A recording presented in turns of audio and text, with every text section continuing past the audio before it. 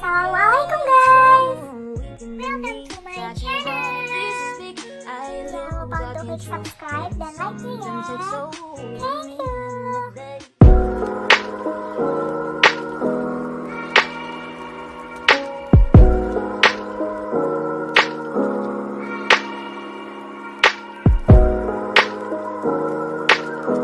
Bismillahirrahmanirrahim.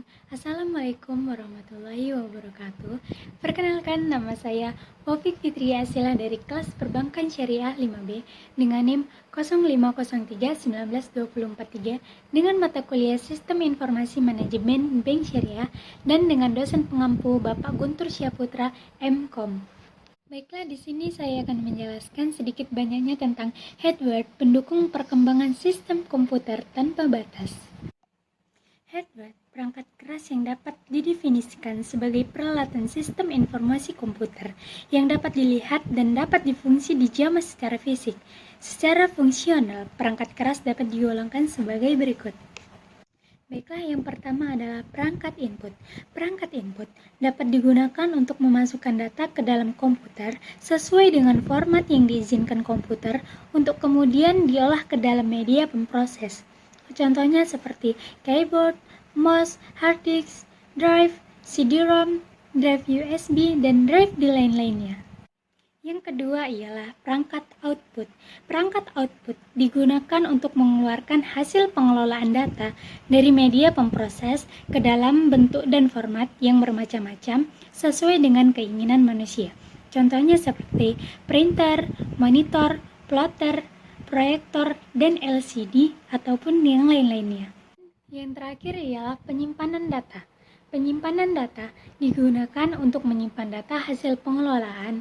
Secara umum, media penyimpanan atau memori dapat dibagi menjadi dua, yaitu Random Access Memory, atau disebut dengan RAM. RAM adalah media penyimpanan yang bersifat non-permanen.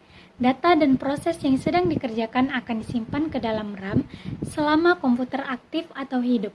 Setelah komputer dimatikan, data dan proses akan dihapus.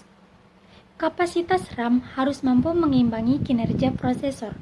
Bila kapasitas RAM kecil, sedangkan prosesor yang dikerjakan banyak, maka RAM akan cepat penuh, prosesor akan berhenti bekerja dan tidak dapat melaksanakan proses apapun. Keadaan ini bisa disebut dengan istilah hang. Nah, selanjutnya ialah tentang Network Internet Card atau disebut dengan NIC. NIC merupakan port yang menghubungkan komputer dengan jaringan.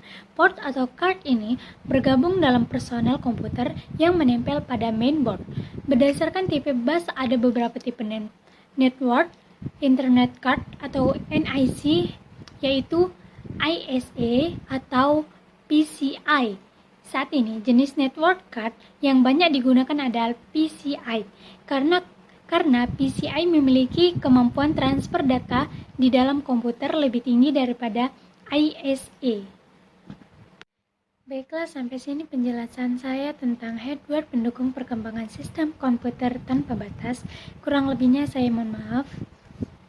Terima kasih. Assalamualaikum warahmatullahi wabarakatuh.